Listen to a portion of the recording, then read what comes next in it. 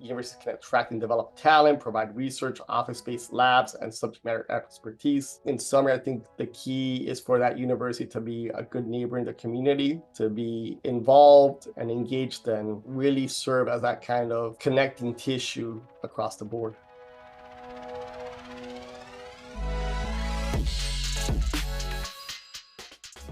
Hello and welcome to the Strategic Partnerships podcast series. I'm Arne Meerman, CEO of UIN, and I'm your host for today. In today's episode, we speak with Álvaro Muñiz, who is the Director of International Community and Economic Engagement at APLU and an advocate for the transformative power of public universities. Álvaro highlights how these institutions serve as a vital pillar to their community, from their historical roots to modern-day innovation hubs. Discover the significance of aligning education with regional needs, fostering partnerships, and driving economic growth. I have with me here today Dr. Álvaro Muñiz, Director of International Community and Economic Engagement at APLU. APLU stands for the Association of Public and Land-Grant Universities. Álvaro has been the director since March 2022. He looks after the Innovation and Economic Prosperity Designation Program, IEP, at APLU, and that's part of the Commission on Economic and Community Engagement as part of APLU. Álvaro has been around higher education for quite a while. He has a history, for, among others, working for George Mason University in the Office of the Provost, looked after several of its larger projects, including the Advance Program, the Commonwealth of Virginia's Tech Talent Investment Program. We'll get back to talent during today's conversation as well. And I'm looking forward to spending the next 30 minutes deep diving into engagement with Álvaro. Maybe we could start off by talking a little bit about the role that public universities, because that's the focus, of course, of APLU, that public universities play in fostering innovation, driving economic growth, and maybe just more general improving the quality of life in their communities. Well, public universities are one of the most prime shining beacons of the United States and serve as a model globally. And in the United States, they serve as anchor institutions because the myriad of ways they are attached to the local community, particularly because they stay put, they do not relocate, unlike companies and other organizations. They're amongst the largest employers in the regions. They tend to be recession resistant and spur neighborhood economic development and the creation of neighborhood amenities. And they also foster innovation by serving as a convener of industry and local stakeholders, whether it's by providing technical assistance through the small business development centers, which tend to go across the state or different parts of the region, and also university-based economic development centers, along with supporting regional industry cluster development. And one thing that's very unique to the United States, and it's a big part of our organization, is the land-grant colleges or universities. And these are institutions that were designated by their state legislature or Congress to receive the benefits of the Morrill Acts of 1862, 1890, and 1994. And the original mission of these institutions, as set forth in the first Morrill Act, was to teach agriculture, military tactics, and the mechanical arts, as well as classical studies, so members of the working classes could obtain a liberal practical education. This took place in the middle of the U.S. Civil War, as it went from 1861 to 1865 and in 1862. This act took place, and it was one of the most forward-thinking legislations passed, and it really set the foundation for a lot of these universities across the United States to really reach out to their community, really set what it means to be a public university. And over time, it's also evolved. Agriculture was a dominant industry in the mid-1800s, and then came the Industrial Revolution. So a lot of them also focus a lot on engineering and STEM and mathematics, science and technology too, and the arts. And then part of that's also utilizing those areas to also create innovation in agriculture too. So it's a very impactful legislation, and you have over 100 of them across the United States. And Álvaro, maybe for those that are less familiar with APLU, maybe tuning in from outside of the US, would you say that the majority of these universities, are they based in more rural regions, or are they also located in large metropolitan areas? Every state has, U.S. territory has at least one land-grant university. Some have multiple. And their locations traditionally tend to be rural, for example, due to its agricultural roots. But there are maybe a few that are in more urbanized areas. For example, North Carolina State University is located in Raleigh, which is the capital of North Carolina. And then also the Ohio State University is located in Columbus, Ohio, which is the third largest city in Ohio. It's also the state capital. So those are some land-grant universities that are located in urban areas. But for the most part, they tend to be in more rural areas in what we call traditionally college towns. And given the historical context, and especially, of course, the focus on agriculture and being based predominantly in rural areas, they probably play a really important role when it comes to community engagement and the role that they play in being this maybe economic powerhouse in the region. You already mentioned being strong employers in the region themselves as well, and then of course working with small businesses, maybe also larger entities. To what extent and maybe also how do these universities contribute to community engagement and maybe also regional economic strategies? A big part of that, key to this work, is how many of these universities are utilizing their research and technology parks to serve their communities. This is done by providing lab space for researchers and industry partners, attracting companies looking to tap into the university's student talent and scholarly expertise, incubating emerging technologies, and offering third spaces to community stakeholders. Many universities also utilize their research parks as anchors for innovation districts, which also include housing, office, retail, and recreation. And also, a lot of public universities contribute to community engagement by harnessing the university's multidisciplinary expertise by teaming with researchers, students, and local stakeholders to create innovative solutions to environmental, social, and governmental challenges in their community. So many universities have very broad expertise, and some have specialized centers as well. And a lot of times those specialized centers tend to be based on aspects of their local economy. So some of the land grants tend to have very heavy agricultural programs that help out across the state.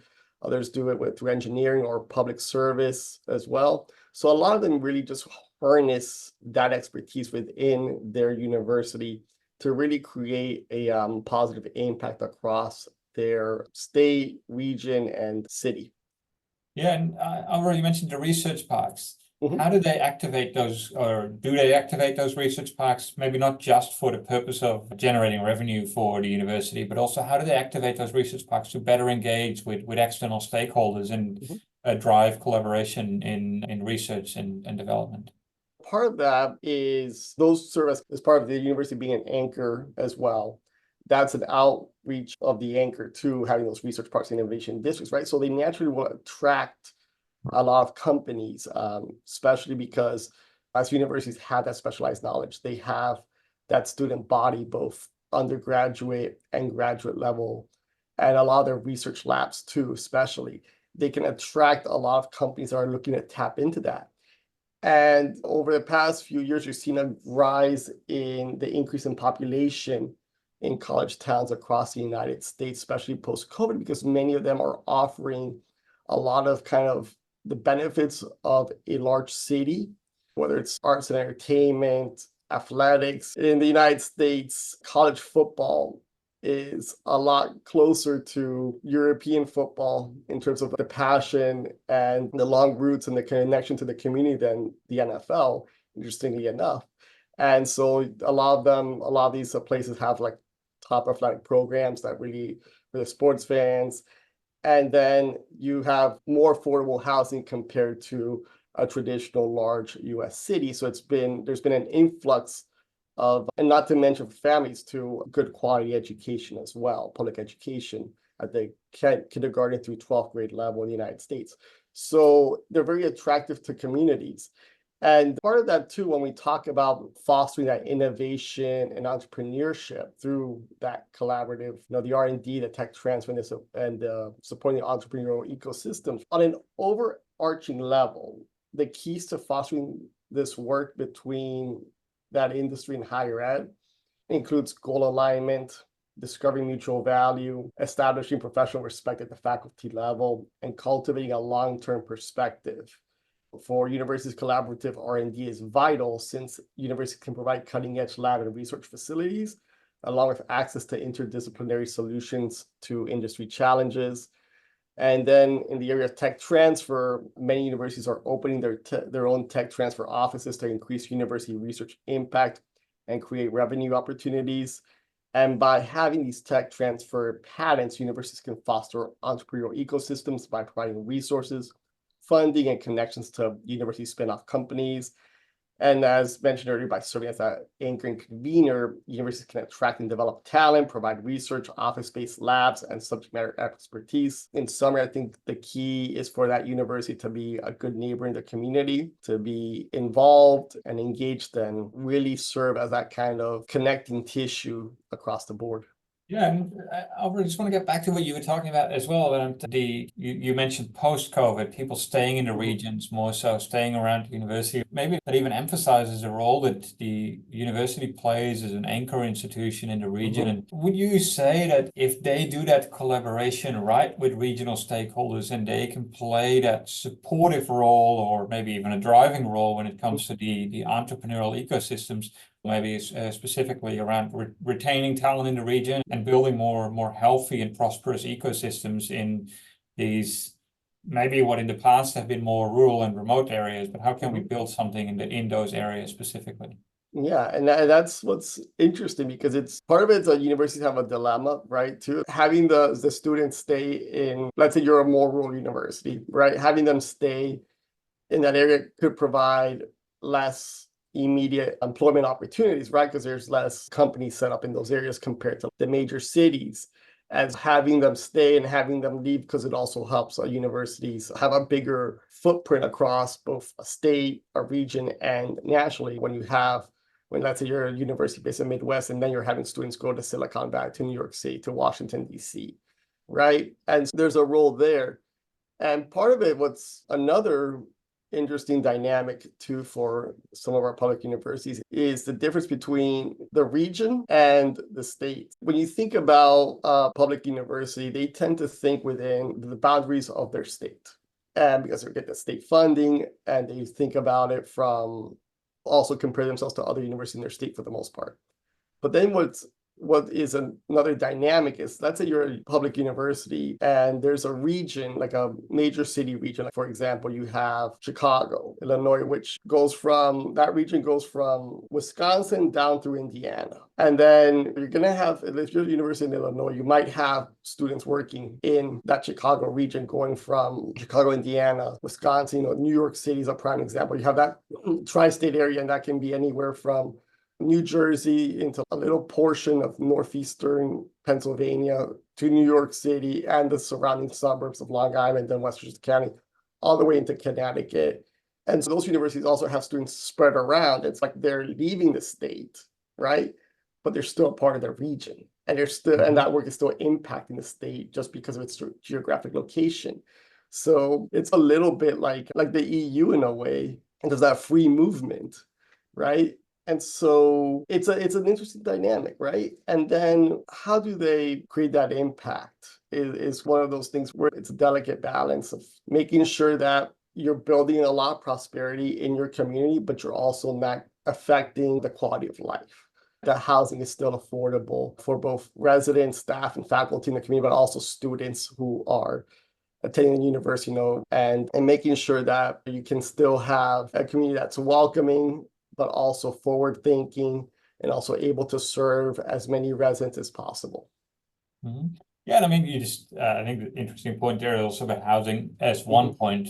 Just generally, the cost of living in some of these areas is probably significantly lower than maybe in some of the more metropolitan areas. Right. And then if I don't know, if I would be running a startup, as long as the right talent is present in these areas, as long as I'm a SaaS kind of business, what would be my reason to actually move out of that? As long as I have access to capital, I have access to the talent, and I retain my access to the market. Is it then also about for universities to make sure that they educate the right talent that maybe aligns to regional needs or to regional expertise? And how does some of APLU's community, they align their educational programs to the need of their region, both maybe in terms of actually the 18 to, let's say, 25-year-olds, just as well as maybe continuous professional development and workforce development, those maybe in their 40s or 50s, looking to voluntarily or forced to shift careers. Right, and that's something that's happening a lot more now. Universities, and I think this is probably going to be a global challenge too. We are having a baby bust coming in the next 2 years when it comes to enrollment, due to a decrease in birth rate at the Great Recession in 2008, and also the real estate crisis of 2007. And so that's reducing the amount of traditional students at 18 to 24, 25 years old are attending universities, and there are ways, universities have to find ways to engage adult learners, some of whom may have numerous college credits, but not necessarily that bachelor's degree, and that's holding them back from progressing their career, what they call here in the United States the paper ceiling. But one of the growing trends is workforce aligned pathways, where university departments and employers continuously engage with one another to assess the skills learners are acquiring in their classes, along with the proficiency level required for success in an entry-level position at their companies. That's similar in a way to that German education model, which has that workforce background. And by consistently communicating and co-creating curricular outcomes with employers, universities can ensure they are preparing students for the workforce and continue attracting applicants to the university. And universities have also been partnering with employers to develop student capstone projects where students can solve corporate challenges, especially by utilizing their research labs. And also a lot of universities are developing certificates that provide students with skills in specialized areas not tied to their field of study, like sales and digital skills. This helps students supplement their education by providing them a skill-centric certification to market themselves to employers. You're seeing that become increasingly popular, and it gives students also a chance to be able to take a traditional, maybe STEM business made skill while also pursuing like a liberal arts background, which those programs tend to prepare students for those skills that employers want that go across the board: critical thinking, communication, collegiality. Those are the skills that employers want across the board. And the liberal arts programs tend to be very well prepared in preparing students for that. It's not necessarily about the first job, but it is about the career. But this is the kind of way to help those students also get out a specific skill. And also when it comes to students who are studying other majors too, also just supplement their education and kind of broaden their horizons, because you are seeing over time with employment, these jobs are constantly changing, and you need to be able to have, as an employee, that adaptability to learn new skills. Yeah, and I think universities, of course, play a very important role in that, and maybe also in maybe changing the way that they offer their education a little bit, no longer looking at it from a 1, 2, 3, 4-year degree program, but maybe it's a 1 day or a 1 hour or a 5-minute type of little learning nugget that they put out there to actually make some of these changes. And just want to get back to just one thing you mentioned there about the working with employers, pulling employers into education and listening to what public and private sector stakeholders, what they actually need, and getting them involved in the curriculum. A lot of universities are saying, sometimes rightfully, but maybe complaining about the talent that comes out of universities, to say it doesn't align to their needs, they don't have the right skills, competencies, knowledge, they don't have the right experience coming out of university, they're not ready for us. We would like to get more involved. And at the same time, we hear universities say, become more involved, and then no one comes. How do we bridge this divide? Do you have any concrete, maybe examples of frameworks or of how that has been done? How do we actually involve industry stakeholders on a more strategic level as well, informing future education programs into our universities? That's been the biggest challenge, because it takes both sides on this, right? It needs to, and a lot of universities will say, we consistently prepare our students for these jobs. We've been adapting our curriculums across the board for these jobs, adding AI, almost in every type of course or major, to making sure students have that ability to do this type of work. And sometimes employers may not really know what they want, but don't know how they want it to look like or what it is. So in order to do that, we talk about how there's a skills gap. And I remember working in my prior job when I was at George Mason University. I remember working on a project that was on transfer pathways and aligning skills attained during each course with what is the desired entry-level job of a prospective graduate. And through that work, we really realized that it's not so much a skills gap, it's communication. Right? Students are doing teamwork, they're doing critical thinking throughout their class, but there's a gap in how students can assess that in themselves, but also communicate it during interviews, but also employers understanding how the students are learning it. Because you remember, students are coming from an academic background, they're not necessarily going into professional background. So there is a little bit of a gap, but everyone has a learning curve. And so the employers have said since the longest time, since you can read print, you read newspaper articles in the 1950s, and they were saying the same things too. But to be able to mitigate that, it is that consistent communication. It's about the university and then industry align, working together to understand the skills needed for this entry-level job to have success, but also be able to align on how, and also the proficiency level needed too, because you could say, oh, you need to be skilled in Excel. Different jobs have different levels of skill for Excel. If you're an actuary, you're gonna have to be doing, or a consultant, you have to be doing a ton of work on Excel compared to someone who, in a more creative industry, I may just need to be tracking a little bit of information on Excel, right? Yeah. And so it's about making sure that you have that same understanding of the skill proficiency and knowing to the same language. How are you defining critical thinking? How are you defining communication so that student knows how to prepare themselves for an interview to demonstrate the fact that they know how to do communication, critical thinking. So build better communicators to some extent, maybe. Yeah. I think it's an interesting topic. We see a lot of employers, of course, starting their own academies, their own universities, especially the larger ones around. Volkswagen has that, for example. I know Amazon is working very heavily in that area. At the same time, we have interesting models in Germany around dual education programs as well. And of course, the rise of internships now in many countries being a mandatory part of education. I think there's a lot of work being done there. It's quite interesting. Just also for the sake of time, and I just wanted to get back to your role, Álvaro, at APLU, looking after the Innovation and Economic Prosperity Designation, IEP. Can you explain maybe a little bit the significance of that program and why did APLU create it? What did they maybe see as the need for it, and what is IEP? Yeah, after the Great Recession, there was a lot of communities were saying that the university wasn't really meeting their needs and wasn't really preparing students, wasn't really serving as missing its public mission in the community. And so the APLU and its Commission on Economic and Community Engagement established the Innovation and Economic Prosperities program to help higher education institutions strengthen their strategy and practices in economic and community development while providing due recognition to institutions that are exemplary in their institution-wide commitment to regional economic engagement.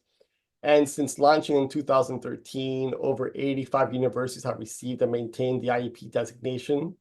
We've already had 3 universities this year receive it. And we also have 15 plus universities currently pursuing this designation. We're also planning on ramping up our recruitment of new universities in North America interested in pursuing this IEP designation over the upcoming months. But a major benefit for the universities isn't the designation so much as the process of getting the designation. Universities in the United States, particularly public ones, are decentralized and departments may not be communicating with one another, even if they're only separated by a few feet. And the IEP program helps universities engage not just internally, but externally as well to understand the economic impact of their university, both locally and regionally. And so a major outcome of the IEP program is that universities develop the foundation necessary to convene community stakeholders for major federal grants. For example, in 2022, the U.S. Economic Development Administration, through its Build Back Better Regional Challenge, awarded $1 billion to 21 applicants. Of the regional challenge winners, 15 IEP designees were involved in 11 successful proposals for a grand total of $505 million. This means that IEP designees contribute to over half of the successful proposals, and of which they received over half of the $1 billion awarded by EDA. And then last year, 25 IEP program participants were partners in 90% of the successful Natural Science Foundation Regional Entrance application. And just a few weeks ago, 17 IEP universities were partners in 75% of the successful Economic Development Administration Tech Hubs applications. So as you see, this really helps universities quickly be able to mobilize those cohorts for these major federal grants. And many of them are regional, not just within their state, but also across states too. And many of these universities are partnering with one another as well, crossing state lines, which I think is a fascinating development in public higher education, as traditionally it tends to be very focused within the boundaries of a state. Yeah. No, it sounds like the IEP program is not just it's not just great for the universities to receive, of course, that designation, maybe as part of their branding, but also a great opportunity to do some self-reflection and actually look at their own processes and how they undertake things. And if it also supports them in acquiring further funding. Sounds like a great initiative, and I think also other countries, other universities in other countries might also benefit from undergoing the same. Maybe, Alvaro, it's great conversation. Time flies. Just maybe just one last final question for you before we close up. We talked a lot about engagement, entrepreneurship, the role that universities play as an anchor institution in their region. If we think about the future of partnerships and disengagement, and maybe also focusing on something very necessary, of course, is generating more positive impact from higher education, both for the economy as well as society. How would you suggest that universities and government and industry can work better together to create those sustainable partnerships? One of the running themes throughout this conversation has been that it's about consistent and intentional collaboration. It's not just that you have a one-off event and then you move on, but that you continue engaging with one another. And this goes also through when people in stakeholder transitions, right? Maintaining a point of contact with industry, government, and higher ed is, I think, what's key, because there's always turnover is natural and more of it all the time. And so being able to maintain those relationships and be able to have smooth transitions is important. I think it's also about playing to each other's strengths, particularly whether it's through funding, through convening power, through expertise and knowledge exchange. And I think when it comes to working with higher ed too, it's always about patience, support, and collaboration. But the key for the university is to be an open door and a community resource. That's really what it comes down. That's part of what the heart and soul of that public university mission is. Perfect. Some very nice words there to close up with, Alvaro. Thank you very much for your time today. For those interested in APLU, I would say in the IEP, the Innovation and Economic Prosperity designation, make your way over to aplu.org and navigate down to the IEP program. Want to learn more also about external engagement, partnerships, and entrepreneurship, of course, make your way over to uin.org and stay in touch with us. Alvaro, again, thank you very much for your time today. And for those listening to the podcast, thank you very much for tuning in. And this was all for us for today. Thank you. Thank you. Thank you for listening to today's discussion. Follow UIN on LinkedIn. And if you're enjoying our podcast, make sure to subscribe, rate, and review it in your podcast platform of choice to help other people find this content.